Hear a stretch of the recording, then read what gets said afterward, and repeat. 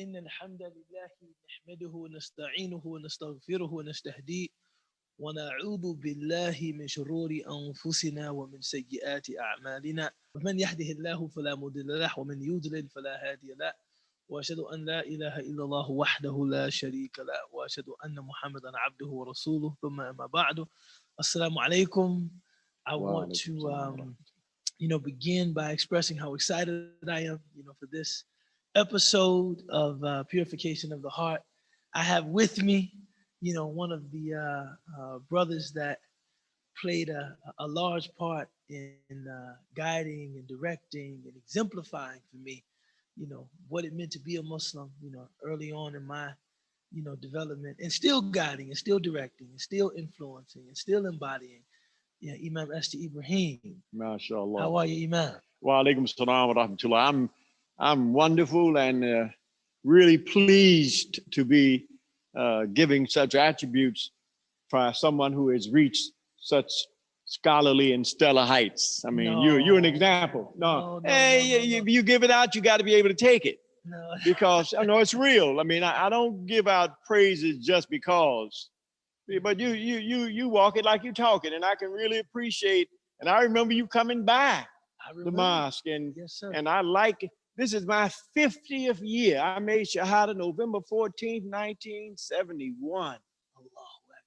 And a sister sent me an email this morning. You've been here around 50 years and more. We need you to. I said, well, wait a minute. I said, wow, it has been 50 years. 50 years. But it's. I have to ask you. Go ahead. What was it like embracing Islam 50 years ago? It was exciting. Allahu Akbar. Who?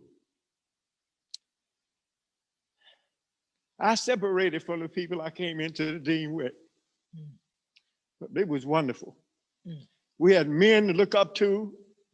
I used to hate to go somewhere with the sheikh because I knew he's going to start some stuff. But he just stood for his own. He just wanted what he had coming. And to learn how to be a man from a man. See, and a man who had, and not only a man, men. Now you had men in Islam, and coming into Islam wasn't popular. But I wasn't trying to be popular. I was trying to find my Lord. Allahu Akbar. I mean, really. Allahu Akbar. And he saw fit to show himself to me. Allahu Akbar. And you can't question how the truth comes. The truth is the property of the believer. Wherever they find it, they have to take it. That's right. You can't say, oh, you a drunk. You can't tell me. No, the truth belongs to the believer. That's right. And sometimes it comes in a way that's distasteful. You have to take a drink of water after it. But to answer your question, it was exciting, man. We had energy.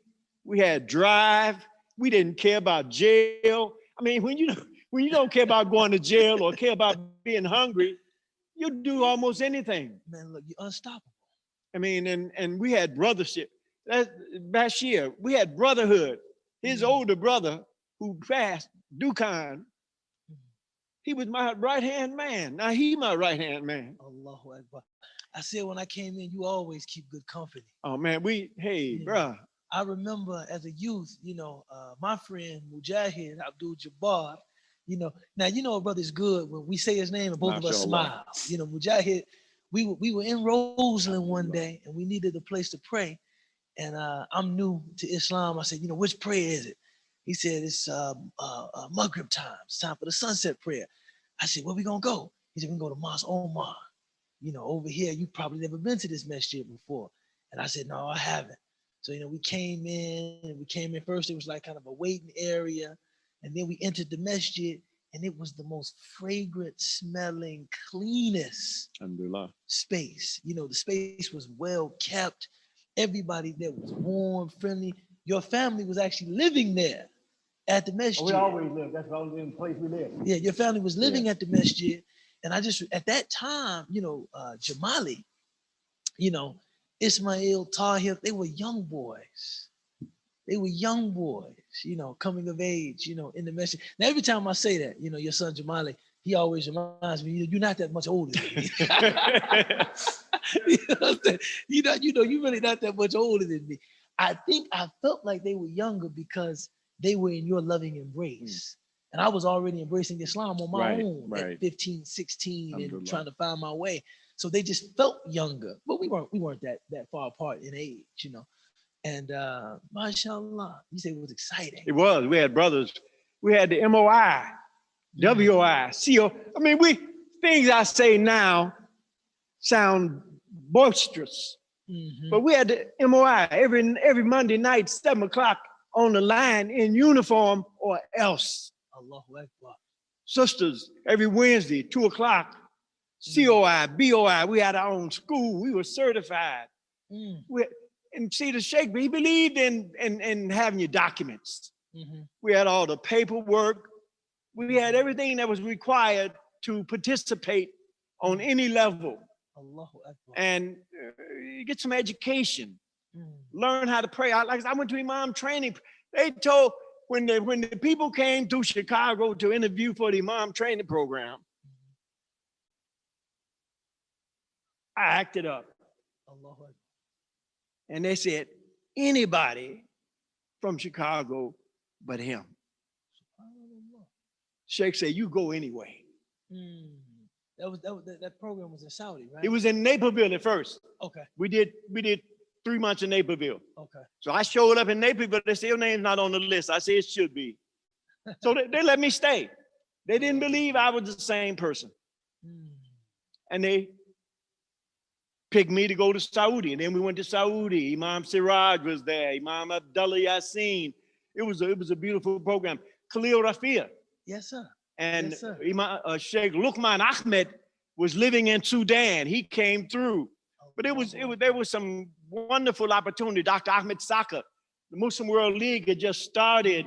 ISNA, you know. It was a time of formation in the Muslim. It was exciting. And so we talking about, yeah, so it's not hard to talk about things that took place in development of, like Ta'leef, you know, and Ta'leef is a wonderful place to be. I'm glad you're here. I'm glad they got you. It gives a certification. When you got people that got certification, willing to participate from a place, that makes that place look good.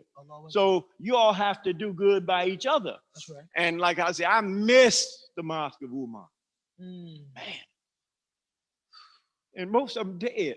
You know, the thing that's interesting about that is there's a statement attributed to one Imam. He said that this brotherhood and sisterhood we have in Allah, if the tyrants and the people of power in the world knew what we enjoyed, they would assemble their forces and fight us for MashaAllah. We take it. They would try to take it from us. That brotherhood, that sisterhood, you know, in the path of Allah subhanahu wa ta'ala. So a question about Islam at that time, like today we're here to talk about like the purification of the heart. Was that kind of knowledge available? Was that something people were talking about, or what was the? No, it wasn't. I mean, we had no concern about it. There was so much to do on the ground. See, we had to determine who was the real Muslims. SubhanAllah. Us or them. Yes, sir. Yeah, us or them. Yes, sir. And we had to prepare ourselves for that, because it was an actual, if we saw them or they saw us, it was on.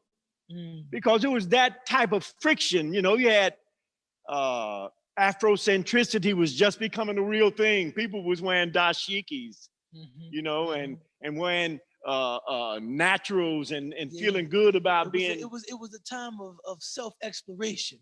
Finding in a very real way, Yes, sir. But we weren't concerned about books. The elementary teachings of Islam was our Bible. And we give them to people and tell them, you learn this, you good until you get somewhere you need to be. And the elementary teachings gave you, you know, Shahada, Salat, Zakat, Ramadan, Hajj, your belief system, you do this, don't do that. And that's all we really wanted. And we didn't look favorably, I say it, we didn't look favorably upon people that knew too much, that didn't do a whole lot, because there were no places to go to get the kind of support you needed for someone to be talking like that. You know, you got Ta'leef. Ta'leef might give you a little zakat, a little sadaqah. Or they might hook you up in a hotel for a couple of days or show you somewhere, man, give you a job.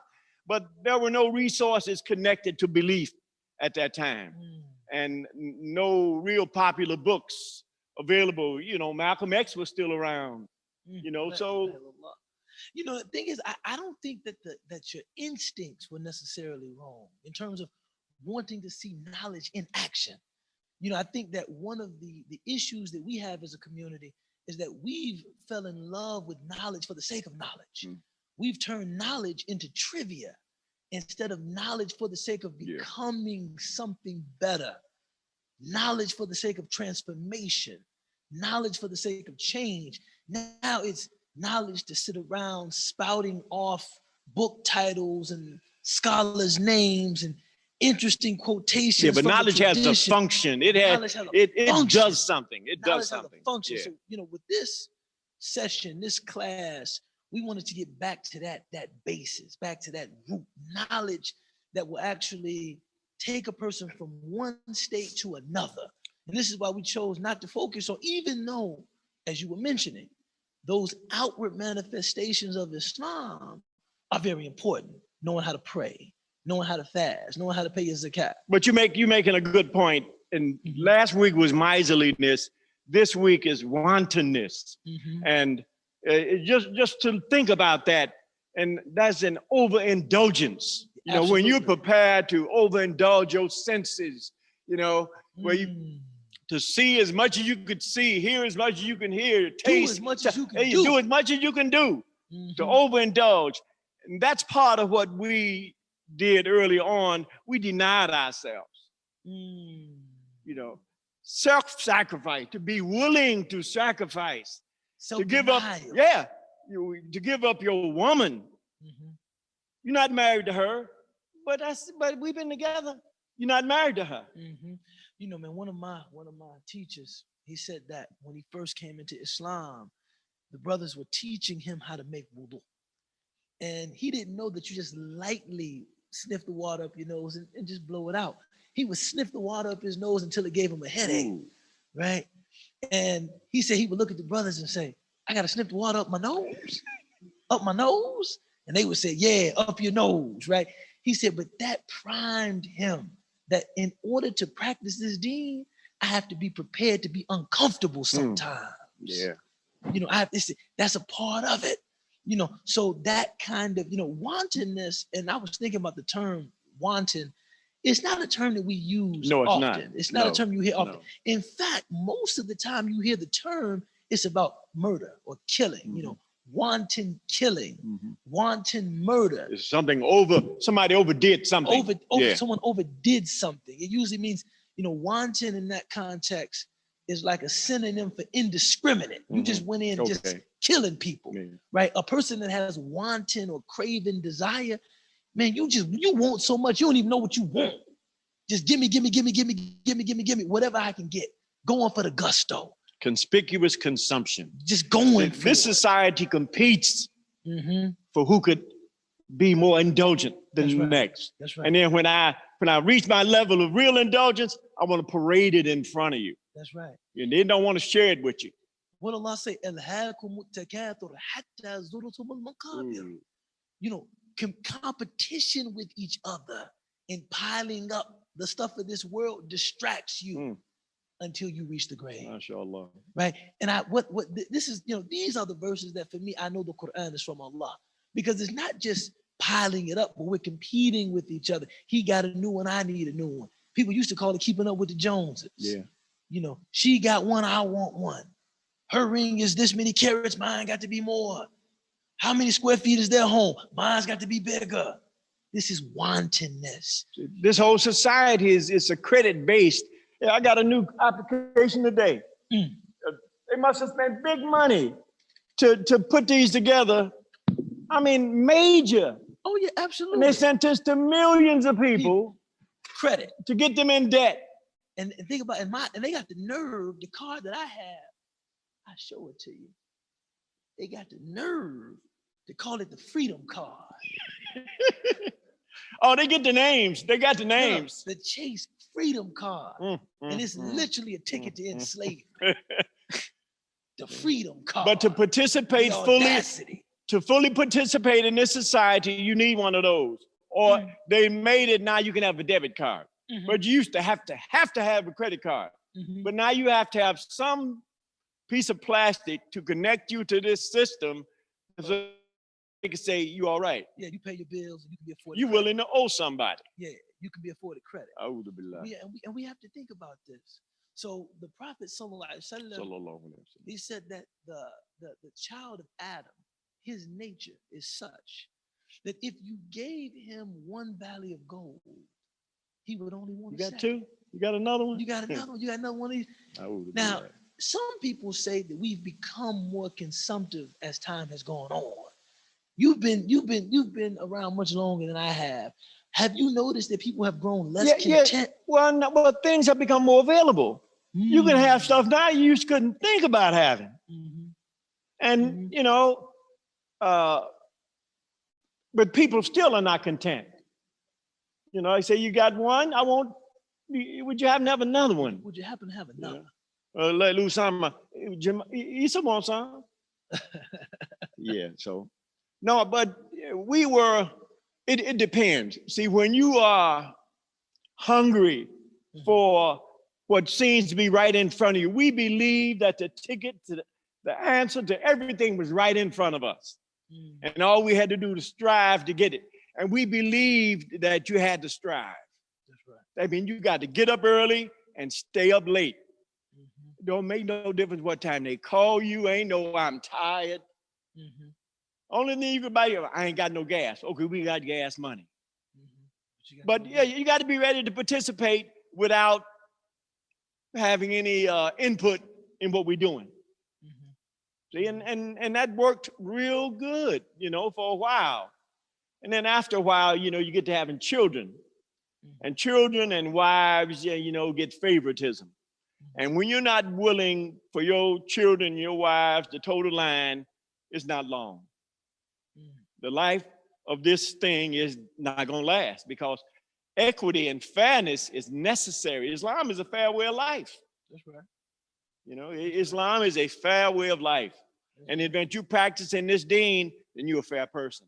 That's right. That don't mean you're always smiling at everybody and everything ain't fun, but it's fair. So, no, you make a good point. I mean, I'm thinking about that brother.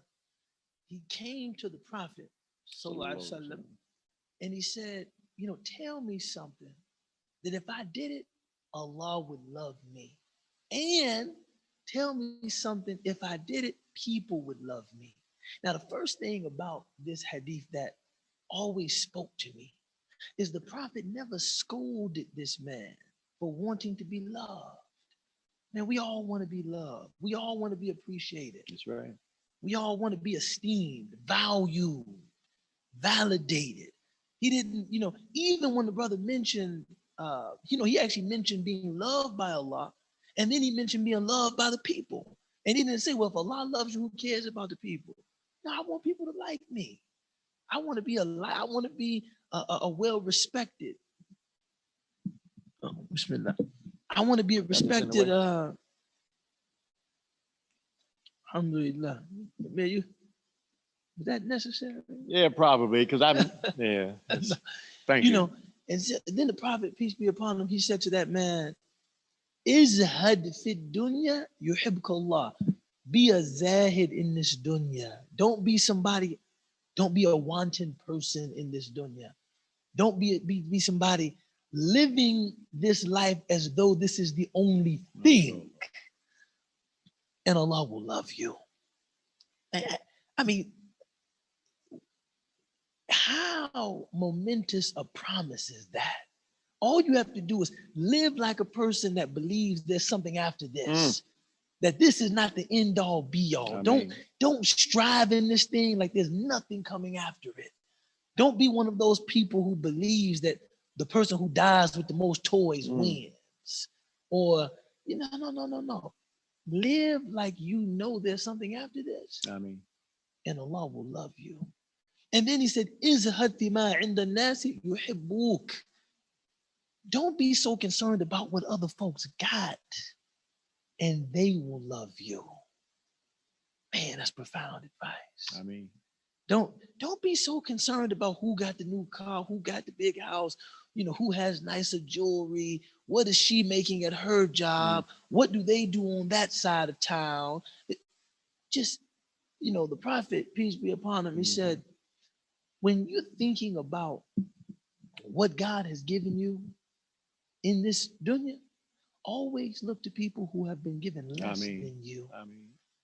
And you'll be more appreciative. That's right. For what you have, right?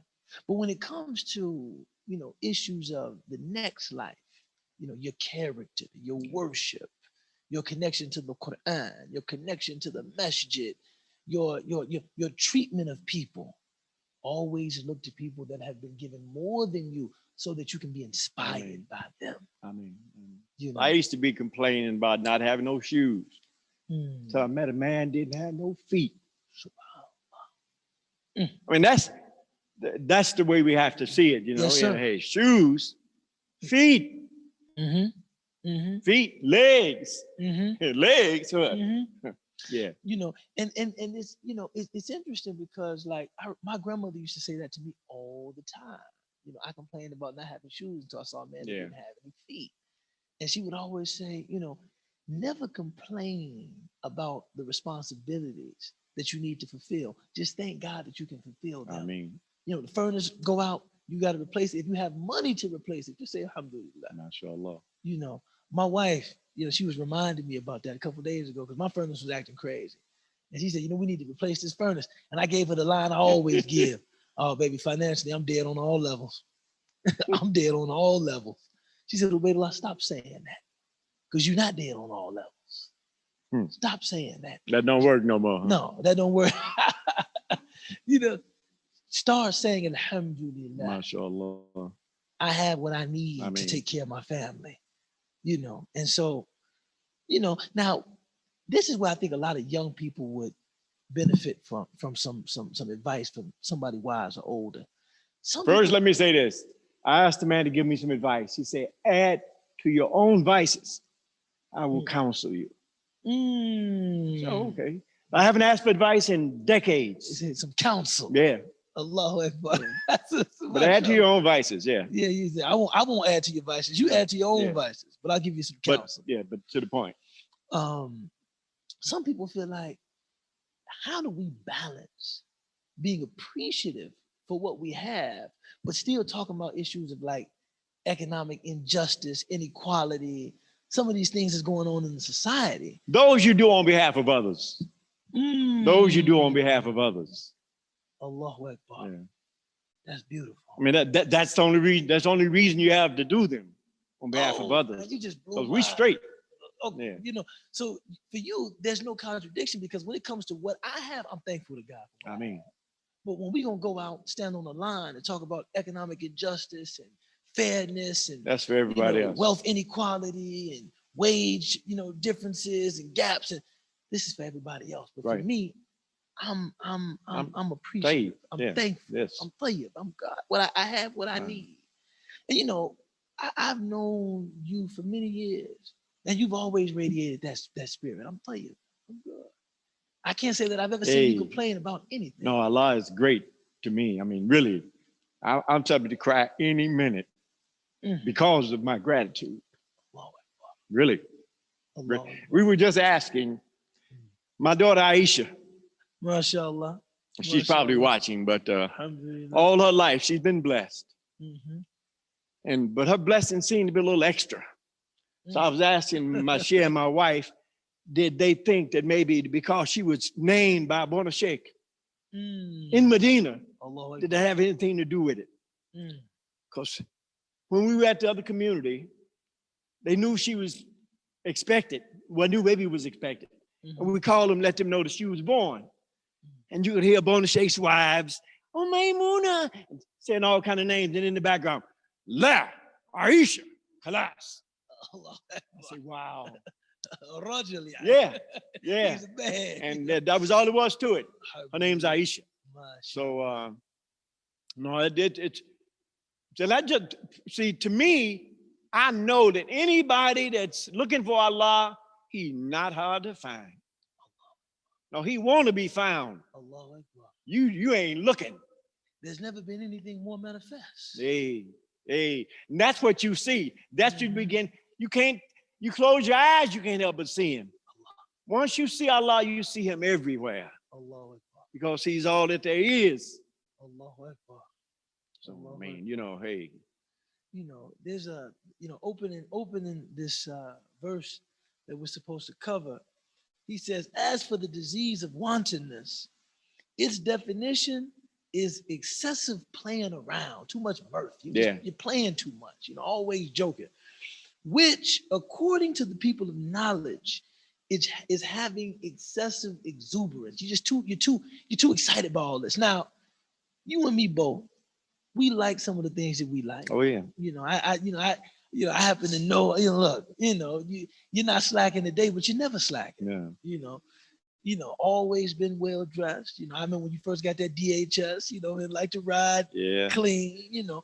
But that's part of the deen. That's part of the exemplification. If people want, if you supposed to be what people want to be like, be that. Allahu Akbar. So how do we balance that? People, especially people like me and you, people like your eldest boy that I know your eldest boy. Well, too, like keep Allah here. I mean, say that, I can't look good enough. But I'm not going to stop worshiping Allah. I can't prepare enough. Allahu Akbar. But when I believe I got to a point that's acceptable to me, then I move on. But I don't never shortcut Allah. I mean, Allah don't be shortchanged. I think, and that's where a lot of us struggle to find balance, because the Prophet, peace be upon him, also taught us Allah loves to see the traces of his blessing on the servant. But here, the lesson being imparted is, don't be too excited about it. Don't be. Don't overdo it. Don't overdo it. Yeah. So it's like, but how do we define what's overdoing it? You feel it. I mean, when you when you're being ugly. When I mean, you that's why you go back and apologize. Allah. I haven't had, but see, after a while, you stop have to apologize, because you check yourself. See, but when the believer goes overboard, he lets himself know. He checks himself, and then when you get tired of doing that to yourself, you balance out. Because it's easy to go off. Because it don't take but a hot second. Like what Sheikh Hamza was saying when the man said that the Turks say the rug is not blessed till you spill tea on it. Allah. That's to make the company feel safe when they spill the tea on your rug. Say, no, I love tea on my rug. Allah. We actually talked about that last week, man. Don't be a person that's petty when you're hosting. Petty Pendergrass, you say? Yeah, petty Pendergrass. Petty Pendergrass. Yeah. Petty. Whoa, I can't even say that. Petty Pendergrass. Okay, yeah, that's a tongue twister. Yeah. But no, I think this balance of esteeming what you have been given, being thankful for what you have been given, also recognizing that there are certain things that you do take some delight in. You do take some comfort in, right? They say the Prophet sallallahu alaihi wasallam, he had a special love for perfume. Oh yeah, love things to smell good. That most things when he went to the market, he would say to the seller, "Don't give me the best, but don't give me the worst. Just give me something that's in the middle. Give me something that's good. Don't give me your cheapest, right? Yeah. You don't have to give me your best either. Give me some." When it came to that perfume, hey, the best you got. Give me the best you got. Price is not an option. So they say, likulli nafsin shay'un tamilu ilay. Every soul has that thing that it just kind of inclines, toward. That happens, but not overdoing it, not becoming wanton, not giving to what they call here butter, being craven and not allowing your consumption to become a bottomless pit, right? So then he continues this: if you overdoing it, you're overindulging in any aspect, you treat it with hunger, right? And remembrance of the hereafter, reminding yourself that God says he does not love those that are excessively joyful about the dunya. And I would, I didn't translate this. I didn't translate this, but joyful, like joy has always had a more pure connotation. When you say joy is something different than say pleasure. See, I might have used. Wow, Imam Zayd gave a khutbah on those two words. Mm-hmm. And that pleasure is something that's fleeting. Yes. Joy is lasting and attaches itself. Allah. Yeah. That's my Imam. Yeah. You all remind me of each other too. Like he's just he's almost like a younger brother to you. Yeah, he is. Actually, in fact, a younger brother. Yes. Alhamdulillah. MashaAllah. But yeah, so I probably wouldn't have used joy here. But I think what he's saying is that like there are a few hadith. There's a book called the Shama'il of Imam Tirmidhi. And in some places, the Prophet ﷺ is described as being very serious, being a person that was, a little bit, they say mutawasil al-ahzan, which means like, not like dour or melancholy, but, like serious, somebody is serious, somebody that when you look at them, they appear stern, sarim, they're stern, And then you have other places, nobody smiled more than the Prophet. The companions would talk about his laugh. The companions would talk about his laugh. They would talk about, that he would smile and it would light up the entire space, right? And then the commentary said, well, the balance is that when the Prophet was alone, he was given to seriousness, reflection, contemplation. He wasn't excessively happy, one of these Pollyannish kind of people. He wasn't like, always, ethereal and airy and how you do. No. He was serious. But when he was in the company of other people, then do it on behalf of others. Do it on behalf of others. Wow. That's in a way, we might be able to sum up the whole sunnah like that. It's about honoring the other. I hadn't considered the seriousness of the Prophet ﷺ in that sense until you just said that. But I can imagine him with him. Oh, of course. How serious can you get? Man, come on now. I've seen a lot. The Prophet ﷺ said, if you knew what I knew, you would laugh little and cry much. If you knew what I knew. Now, for us, especially, African American people, Black people, especially in this country, being able to laugh, being able to smile, through a lot that we had to go through, that's always been something of it's almost been medicinal for us. It's almost been, remedial for us to be able to laugh. We made, to be able to laugh, to be able to smile, even at things that other people probably wouldn't find funny. Yes. Somebody might be telling you stories about, rats or roaches or rodents in the home, and they may say, mouse came out, man, was so big, I thought he was gonna start singing and dancing. Yeah. I thought he was Mickey, Jack. That's how, that's how big. And other people might not find that funny, But so I understand what the Imam is saying here. But I also think that it's important to mention that for some people, your laughing becomes an act of resistance. Smiling becomes an act of resistance. But we still have to have some seriousness too, right? Absolutely. MashaAllah, MashaAllah. Man, it's just really good to be here with you, man. Yeah, I'm glad to be here. Alhamdulillah. So, another question I wanted to ask, just about where things have come.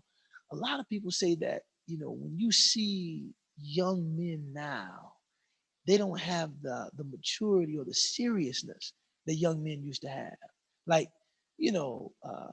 that there's something of that, that kind of serious demeanor, disposition that has been lost to time. Taken, it's robbed. It's just like you give somebody something with this hand, while you take something from them with this hand. What do you think is gone? See, I don't want to be a hip hop basher. But come on, talk about it. But we used to be educated through music. We used to be encouraged about what was right and what was wrong. And we had, I mean, I can't relate to young people if they're not kin to me or made shahada. I mean, they're too far. I mean, I will try, but over time, they've gotten farther and farther away intentionally. Or maybe you're getting closer and closer to something else. Maybe so, but whatever the case, they don't see nothing wrong with it. Allahu Akbar. And I do. I mean, they don't see the beauty of generations is maintaining connections. You know, I mean, I got a friend that told me and her daughter don't speak. Oh man, and her daughter's a preacher. I said, no, she claimed to be a preacher. I don't know how that worked. I couldn't imagine not speaking to one of my children. I don't know how that works. But the child didn't get there by themselves. That's right. You know, they didn't get there alone. Somewhere along the line, it may have been innocent, unintentional, but it happened. Yes. You know, and children are like eggs in a very real way. They're very delicate. And no one teaches me like that any more than my grandson, Usama. Go upstairs. Defiant, huh? Yeah, I got one like that. Aisha on the phone. I don't want to do that. I mean, but you have to let people be themselves. And letting the young people be themselves, I'm unable to relate to them unless they indicate they want to be related to. Because you can't initiate. It's like child abuse or something. You know, when you initiate something with a young person that ain't got no interest in you. I've tried that, and that's about the last time I was really embarrassed. You know, because young people can embarrass you. Sure they can. Especially if you're trying to help them. Sure they can. So I've gotten used to being an observer unless it is requested of me. I can't wait for you to ask me to help you, but I can't help you unless you ask. But this, you know, the idea that, you know, like we see, when I think about like young men in our community, like here he's talking about some seriousness, man. Don't be a person given to all this silliness and playing and taking life. You know, the word used here is actually quite an unusual word, mirth. Mirth is, you know, mirth is like silly fun, basically, right? And he's saying that, you know, this disease of the heart as being a person that is given to like, you know, excessive joking around, excessive playing around, so that you can't summon seriousness when the time demands seriousness. Now, a lot of people say that, especially the young men, because a lot of the young sisters, I find that they still know how to turn that on, turn that off more effectively. You know, a lot of them, sure, they get together in their spaces, they can joke and they can have a good time, but they have real life skills so that if they, you know, start careers or begin their families, or they're prepared for that, maybe sometimes in their early 20s, right? But a lot of the young men, it seems like the age of marrying is getting up there in the 30s, mid 30s, late 30s. What's happening? Again, I'm out of touch. I have no idea. You don't know what's happening. I mean, you know, it's one of those things I was like, I ain't got no time for that. I mean, that's a full-time job. And, you know, I'm already devoted to something else. I mean, no, I am. You know, I became devoted to something else because something else beckoned to me. You know, and I'm going to pay attention to what's paying attention to me. You know, and as much as I see that there's a problem there that we could really fix it, all they have to do is be willing. They got to be willing, because we can't make them do nothing. But even if they're willing participants in a better world, a better house, a better self. Yes. If you're trying to help a better self, then that's the easiest thing we could do. If somebody walking past the street, anybody right now say, I need to be a better person, we can help them. No question about it, we can help them. But they have to want to be. They got to want to be it. Because no matter what I want, the world would be straight now if what we wanted for it was happening. But it ain't, you know, it is what it is. You know, take it for what it's worth. You know, like I said, my time now, if I got a choice where I'm spending it with my grandsons and my wife. Allahu Akbar. You know, because, hey, then they hard work. Not the wife, but the grandson. They hard work. But I'm willing to do that work. You have, mashallah, a lovely family. You know, we've all benefited tremendously, you know, from you, from your family, from your wife, the oatmeal soup. Mashallah. You know what I mean? Hey, got to shout out Jamali. Yeah, y'all got a surprise coming on that oatmeal soup, though.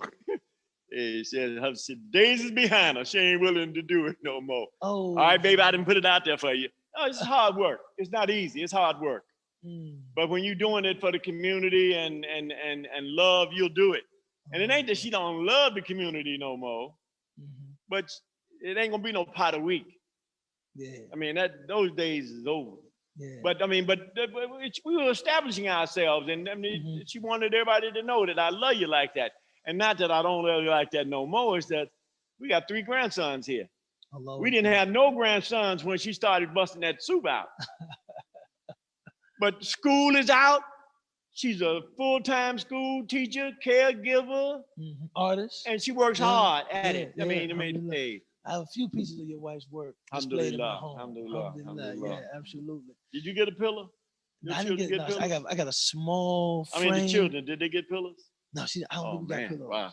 Because she used to like to make pillows for all the babies, but that's how it worked. They don't be just those the assembly line. Yeah, right? They labor intensive. I got some cuffs. I got some water impermeable socks. I got some cuffs, and so mashallah, man, your family has given us much benefit.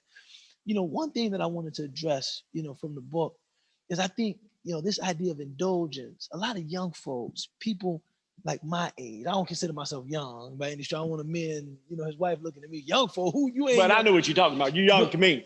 Well, you know what I'm saying, right? So, but a lot of people that are in their earning years, I think there's this drive to work, make money, work. And a brother who works in hospice care, he told me that of all the things he's heard dying people say, he has never heard a person say, harder. I wish I would have worked more. He's never heard that. Never will either.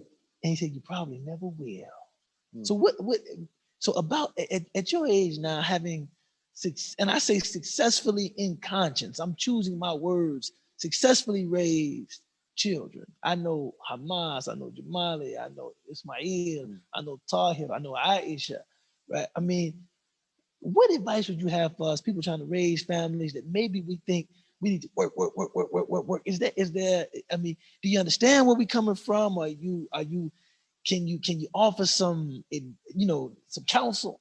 Just be what you claim to be. I mean, you decide what you are. Share that with your child and be that. Don't claim to be something that you're not. Because children, they're paying very close attention. So the best thing is you don't claim to be nothing, except present. And respond. Say, I remember I had to take before I got married. I get so emotional with it. Before I got married, when we had the boys, Kaif was the oldest boy. Okay, I don't think I've ever met him. Kaif came up, miss. We don't know where he at today. La ilaha illallah. So anyway, I had to keep Kaif. He must have been about 6 something. And it was my turn to take it with me where I was taking with me. I was so concerned about what I was going to do, what I was going to say. Man, that boy didn't shut up. I didn't have to say nothing. I didn't have to know, hey, all I had to do was be there. And that's pretty much all you had to do with, hey, just be there. And if they don't initiate it, it's so easy to initiate an interaction with a child. I mean, it's anything, colors, sounds. I mean, all you do is really care about them, and they know if you care or not. That's just be genuine, be sincere. That's it. But you got to say, to thine own self be true. And that your followers truly the night, the day. You cannot be false to anyone. I mean, be real with Ubaydullah. I'm sure you are. I mean, just be real with yourself. I mean, because every time what really made me stop acting a fool was the mirror. SubhanAllah. Yeah. I couldn't fool that guy. Woo. That's heavy. Hey, you can't That's heavy. not see him.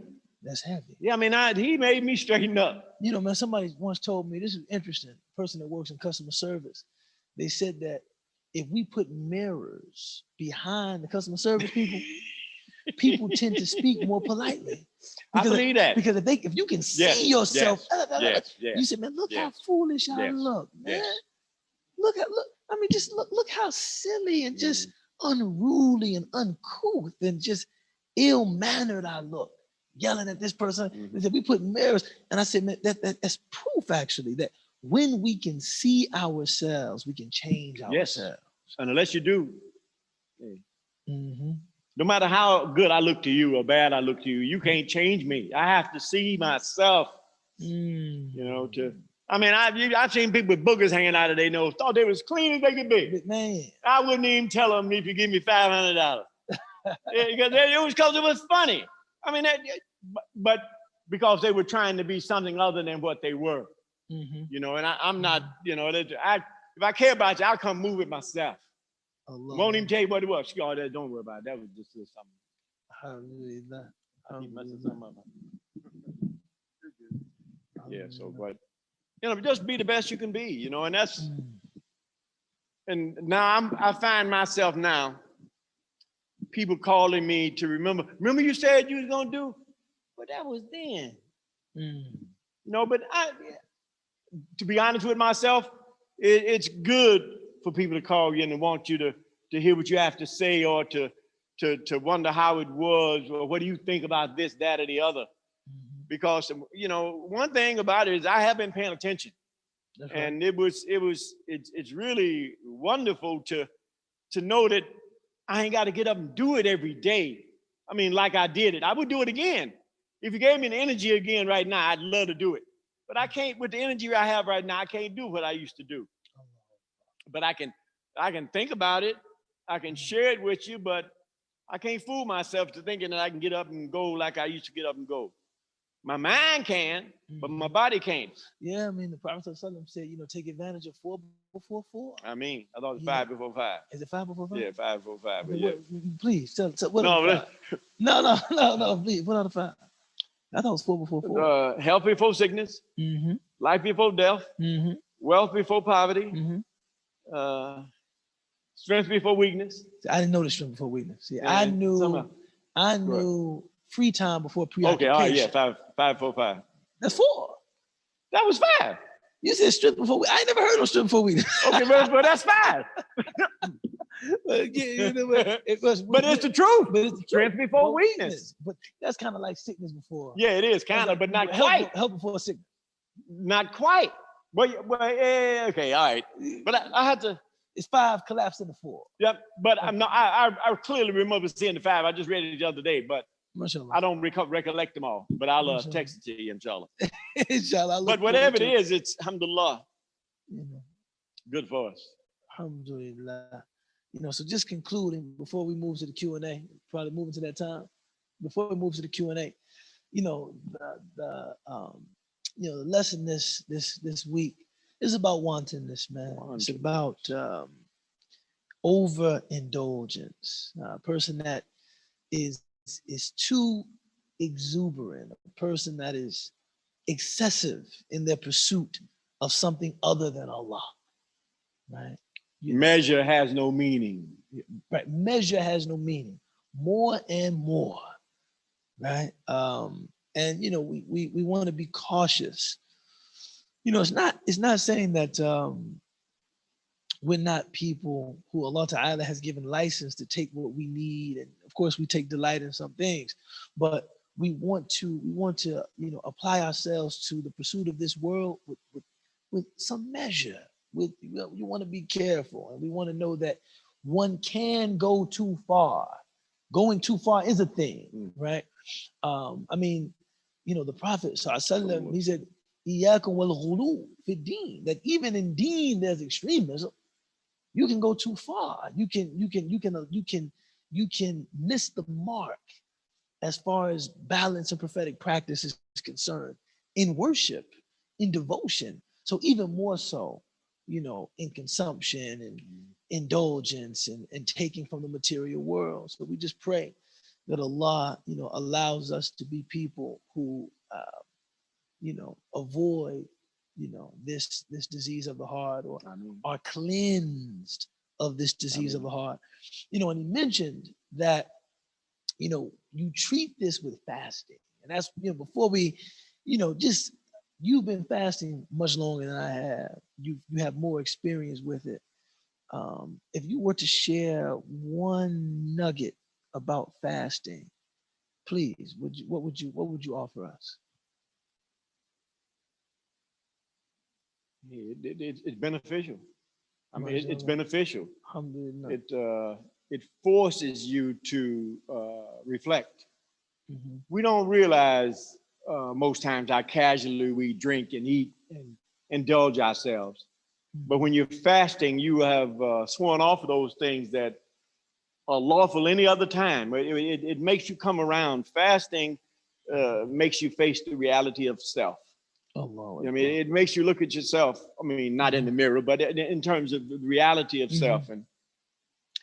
And don't start what you can't finish. That's right. A sooner fast becomes obligatory fast the minute you start it. The minute you commit to it. Yeah. So fasting is no joke. I say, and I fast when I have to. I fast Ramadan religiously. I fast Ramadan religiously. I used to fast Monday and Thursday. I used to fast 13th, 14th, and 15th. And occasionally I still may. But if you ask me when I'm going to fast, I'm going to fast Ramadan. Now, I tell people all the time, fasting is an act of worship that I do because it is an obligation. I mean. And sometimes I wish, I was more inclined to fasting, but I like to be active. I'm on the move. I like to exercise. So I know that I need to fast more.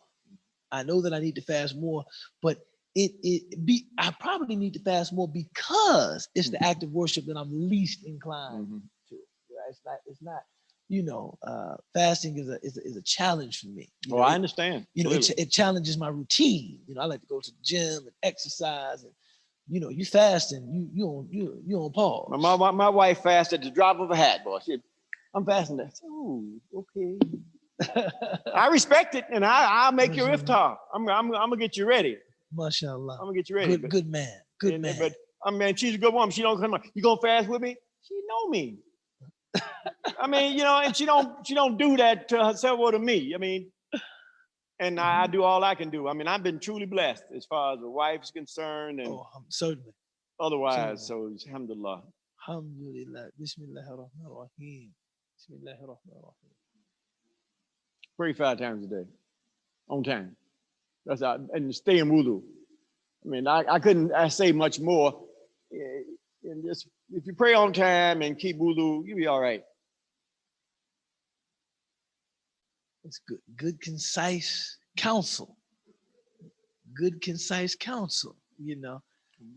Which is what you want. Something you can act on. How do I, And that's what we used to be taught. Things that were practically applicable immediately, usually. Tell me something that I could do right now. That's right. Yeah, that's right. And that's what I liked about the Emir. He was a walking like he talking type guy. I wasn't able. They called me to do his janazah. I wasn't able to because they had just started the COVID-19 thing. He died April 4th last year. Wow. Then one of the other brothers, Salim Nurdi, he died that November before that. I did his janazah. Then Malik Jamal Dawood, he died. I did his janazah. And then Furqan, Furqan. So a lot of the brothers we came in the deen where they passed it, bro. It's really But it sounds as though they all died in Iman. Oh, alhamdulillah. And that's what I would give to parents. What I would say to parents: if your children ain't practicing the deen, something you ain't doing. If your children not liking this deen, something you doing or not doing. I mean, all the children have to do is watch the parents and grow into what they need to be. If they growing into what they see, what they're exposed to. My Easter used to wonder why I like shooting. I love seeing shooting. I mean, Grandpa always watching people shooting. I said, I only watch pretend shooting. I only like pretend shooting. I only like pretend killing. I only like pretend. I don't like that real stuff. Every time you see Grandpa doing it, it's pretend. Too violent. You know, yeah. But I like my grandsons don't like violence. Alhamdulillah, good. But Grandpa ain't gonna stop watching what he watching. you can go somewhere else. So, alhamdulillah. Alhamdulillah. Alhamdulillah. May Allah preserve you. I mean, what's that? Okay, so we can close out. Bismillah ar-Rahman. No. Bismillah. Please, أعوذ بالله من الشيطان الرجيم بسم الله الرحمن الرحيم الحمد لله رب العالمين الرحمن الرحيم مالك يوم الدين إياك نعبد وإياك نستعين اهدنا الصراط المستقيم صراط الذين أنعمت عليهم غير المغضوب عليهم ولا الضالين آمين.